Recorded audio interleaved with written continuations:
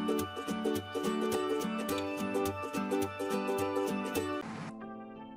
friends, welcome back. In this tutorial we are going to learn how to drop a table from SQL or MySQL database and also from Netezza database.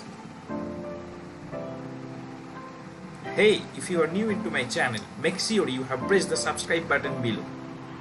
And if you like this video, don't forget to press the like button.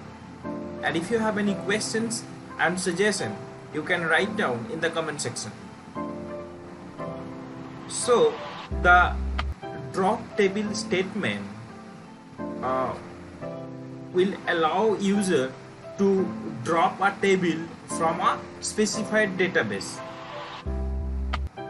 First we will see the syntax of a drop table. You can see I have write down drop table. So for dropping the table you need to remember these two words all the time, and after that you need to put the table name, which one you want to drop. Okay, so here you can see that person1 table is present here. So I want to delete or I want to drop person1 table from the database test DB. So for this, drop table has already been written, and I will just write down the table name person1, and if we run this query, it will drop the table. See, inside the test DB there is no table present.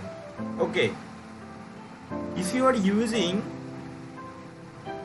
MySQL or any other platform like Netezza and IBM DB2, I will recommend you to use this query for dropping the table.